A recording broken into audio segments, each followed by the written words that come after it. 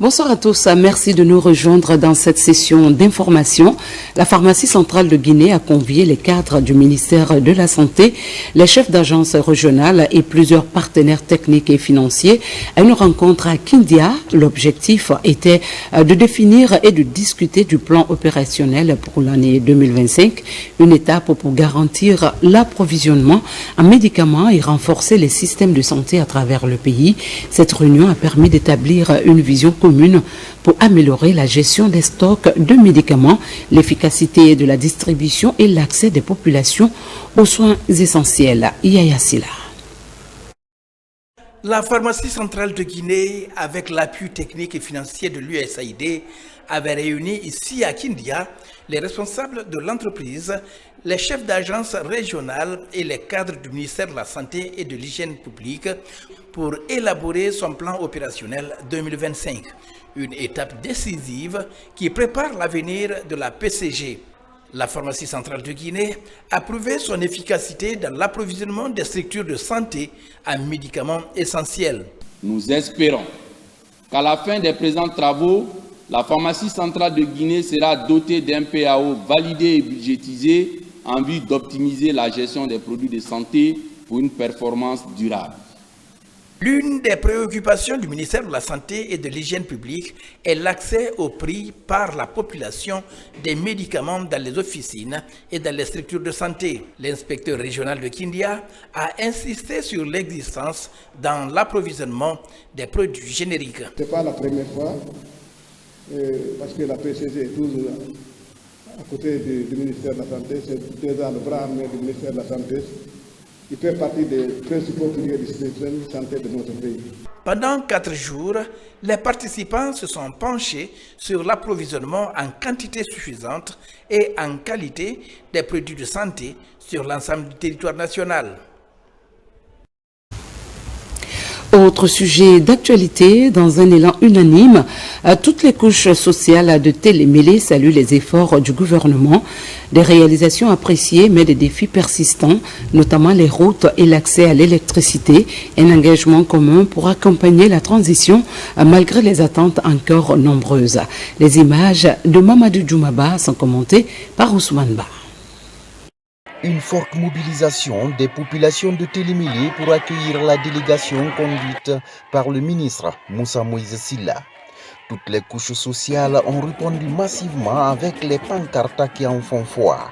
Une mobilisation teintée de toutes les couleurs avec les sonorités du terroir sur initiative du mouvement Honneur et Fidélité. Une démonstration pour exprimer leur joie et surtout leur adhésion aux idéaux du CNRD avec à la tête le général Mamadi Doumbouya. Un soutien suite aux réalisations du pouvoir actuel dans leur localité. Des acquis qui s'inscrivent dans le cadre de l'amélioration des conditions de vie des populations. Accepter de s'impliquer activement, corps et âme, nuit et jour, pour non seulement soutenir Honneur et Fidélité à Télémélé, mais pour le bien et pour le rayonnement de la préfecture et pour le soutien du général de corps d'armée Mamadi Doumbouya. Sans démagogie, la jeunesse de Télémélé adhère aux idéaux du changement prôné par le CNRD, à la tête le général d'armée Mamadi Doumbouya. Télémélé était complètement oublié et abandonné. Il n'y avait pas des actions, regardez, il n'y a pas de courant, pas de routes, beaucoup de choses manquent. C'est à l'occasion de l'arrivée du CNRD depuis le 11 septembre 2021 qu'il y a eu vraiment un grand changement. L'occasion est opportune pour les citoyens de Télémélé de formuler de nouveaux plaidoyers. Tous sont unanimes sur les défis axés principalement sur les routes et l'accès à l'électricité. Les jeunes et les femmes, quant à eux, sollicitent des appuis et la réalisation d'infrastructures de sport et de loisirs. Nous souhaitons solliciter votre appui auprès de son Excellence, le Président de la République, pour 2 projets d'une importance capitale pour Télémélé. La connexion de notre préfecture au réseau national d'électricité et la construction d'une route bitumée reliant Conakry à Télémélé. Des plaidoyers qui ont attiré l'attention du chef de délégation Moussa Moïse Silla, ministre de la Culture, du Tourisme et de l'Artisanat, qui à son tour est porteur de messages. Le président de la République me charge de vous dire d'être rassurés, d'être convaincus que Télémélé ne sera pas en marge de cette transformation. Les messages qui ont été portés par le représentant des affaires religieuses, par le préfet, par l'ensemble des intervenants, les messages qui portent sur les infrastructures routières, qui portent sur le réseau électrique, l'interconnexion, sachez que ce message sera transmis directement par mes soins au président de la République. Outre les engagements, le ministre a exhorté les populations de Télémélé à cultiver davantage la paix et la cohésion sociale, un préalable à la réussite de tous les projets de développement. La femme baromètre de la société, une conférence pour renforcer la quiétude sociale au cœur du centre islamique de Donka. Une foule de femmes issues des communes de Conakry échangent sur la question initiée par la Direction nationale des affaires islamiques pour valoriser le rôle des femmes. Une conférence axée sur l'inclusion, le dialogue et la paix sociale. Marwan Kamara, Soriba Bangora, reportage. C'est une conférence islamique qui réunit les femmes venues des différentes communes de Conakry. Placée sous le thème « Le rôle des femmes dans la consolidation de la paix et la cohabitation pacifique », cette conférence débat est animée par des femmes leaders d'opinion. Elle est initiée par le secrétariat général des affaires religieuses à travers la Direction nationale des affaires islamiques. Aucun Guinéen n'ignore le rôle que jouent nos braves femmes et nos braves mamans. On peut dire que la participation des femmes à la consolidation de la paix comprend de nombreuses initiatives humanitaires basées sur le renforcement de la cohésion sociale entre les membres de la société. Le programme vise à sensibiliser et expliquer le rôle des femmes dans le maintien de la quiétude sociale, tout en créant un environnement favorable à la cohabitation pacifique à travers l'inclusion des femmes en Guinée. La femme joue un rôle très important dans la société, pour le développement même de la société, en tant que mère, en tant qu'épouse, en tant que femme, en tant que le baromètre de la société. Sans elle, on ne peut pas développer une société. Donc, et compte tenu de l'islam, l'islam a donné l'importance à la femme. Il a donné son importance, son droit et ses devoirs. Donc, à travers ce rôle, la direction des affaires islamiques a initié cette conférence pour prôner la femme au développement, à la paix, la cohésion sociale, le vivre ensemble. Je remercie ces braves femmes pour avoir participé et nous sommes très réconfortés parce que si les femmes comprennent le réel sens de la paix, il est obligatoire que Dieu accompagnera, Inch'Allah, la Guinée. Ces femmes-là sont venues massivement pour exprimer leur soutien auprès du président et surtout s'adresser à toute la population guinéenne à œuvrer dans un sens et l'instauration de l'esprit, de la paix, de la tolérance, de l'unité et d'œuvrer dans le sens et utiliser les voies pacifiques. Actrices de la promotion et de la consolidation de la paix dans le monde, les conférencières ont insisté sur l'implication, l'importance et la préservation de la paix, tout en partageant les expériences vécues. Toujours dans le registre religion, l'Église catholique accueille de nouveaux prêtres en Guinée. Dans les diocèses de Kankan, Zérékoré et Guékédou, l'Église célèbre une nouvelle génération de serviteurs. Plusieurs jeunes prêtres ordonnés pour guider les fidèles et administrer les sacrements. Un moment marqué par la foi et l'engagement. Ali Badra Kondé, reportage. Après la création de nouveaux diocèses et l'intronisation des nouveaux évêques, l'Église catholique de Guinée renforce les structures à la base. Avec l'ordination de jeunes prêtres dans les diocèses de Kankan, Zérékoré et Guékédou. À Kankan, c'est le jeune prêtre Christian Catherine Lama qui est ordonné. Laissez-vous façonner par la parole de Dieu et par l'Esprit Saint qui vous guideront dans votre mission.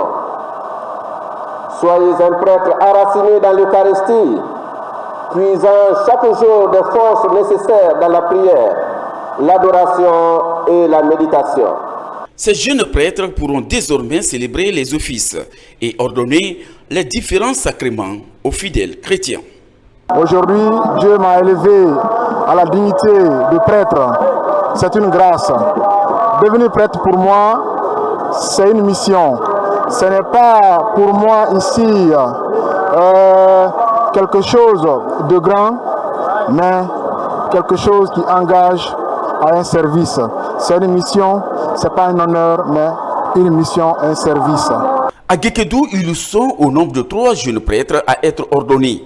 Il s'agit des abbés Maurice Onivogui, Bernard Sabon, pasteur Tono, et Jérémy Zao Bilivogui. Ils sont désormais considérés comme les bergers du Christ. Comme ma devise, ma grâce te suffit, dans tout mon ministère, je voudrais vraiment confier à la grâce divine.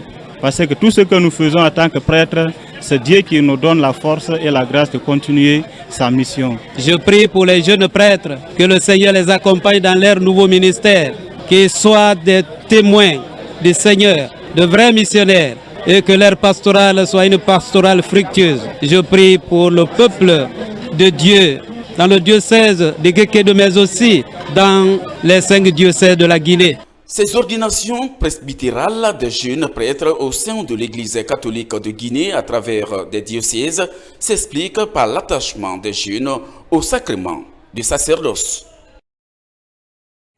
C'est sous le thème « Renforcer la paix à travers la tolérance et l'unité culturelle pour un bon avenir » que s'est tenue la 3e édition du Forum de la diversité culturelle. Cet événement dédié à la promotion de la richesse culturelle a permis aux acteurs du secteur de mettre en lumière leur talent et leur créativité. Initiée par la Culture Event Agency, la rencontre a réuni plusieurs personnalités issues du monde culturel et institutionnel, témoignant de l'importance de cette plateforme d'échange et de célébration. Son enseignement. Renforcer la paix à travers la tolérance et l'unité culturelle pour un avenir meilleur est le thème choisi cette année pour la 3e édition du Forum international de la diversité culturelle, une occasion pour la structure Culture Event Agency en collaboration avec le ministère de la Culture, du Tourisme et de l'Artisanat de mettre en valeur la diversité culturelle au profit de la nouvelle génération. Le Centre culturel franco-guinéen a abrité l'événement. Notre vision est grande, faire de ce rassemblement une référence mondiale où chaque pays participe pour mettre en avant sa culture unique, son patrimoine, ses valeurs. Imaginez un monde où chaque année, des milliers de personnes se réunissent pour célébrer les arts, les traditions et les saveurs du monde entier, et que la Guinée en soit le premier pays à réaliser ce rêve. Notre souhait est de voir cet événement être reconnu et organisé partout dans le monde entier, afin de rappeler que la diversité culturelle est un fondement même de l'unité. Dans un monde de plus en plus globalisé, il est impératif de protéger et promouvoir cette diversité, non seulement pour préserver notre patrimoine, mais aussi pour enrichir notre avenir commun. C'est en travaillant ensemble que nous pourrons faire face aux défis qui menacent notre diversité. Durant 2 jours d'échange et de partage, cet événement qui reflète l'engagement profond envers la diversité culturelle a connu la présence de plusieurs invités et personnalités. La communauté Baga était à l'honneur. L'éducation culturelle et artistique renforce la confiance en soi des élèves, leur créativité et leur intelligence émotionnelle. En cette journée mondiale de la diversité culturelle pour le dialogue et le développement, célébrons ensemble la polyphonie des cultures qui fait la richesse de nos sociétés. Des panels, des expositions, la gastronomie, les défilés et danses traditionnelles étaient au rendez-vous. Ils ont réussi à fédérer les énergies pour pouvoir donner à la Guinée cette représentation. Et je pense que c'est important, il faut les féliciter parce qu'il faudrait qu'on accompagne ce genre d'initiative pour permettre l'expression de la culture. Ce forum tribune professionnelle est l'un des temps forts pour l'ensemble des filières de la culture et de promotion de la richesse et de la diversité culturelle dans notre pays. Et pour finir, la grande dictée du SALEC, un défi éducatif pour toute la Guinée. L'ONG Ensemble pour l'éducation et Kadiak Communication lance la 2e édition de la grande dictée du SALEC, une compétition nationale qui se déroule dans les 4 régions du pays pour promouvoir l'excellence scolaire et universitaire. La première étape a couvert les préfectures de Dubrika, Koya et la sous-préfecture de Sangaredi. Marwan Kamara. Après une première édition réussie, la préfecture de Dubrika lance la deuxième édition de la grande dictée du Salek. À l'Institut supérieur des arts Morikanté, des passionnés des mots répondent présents.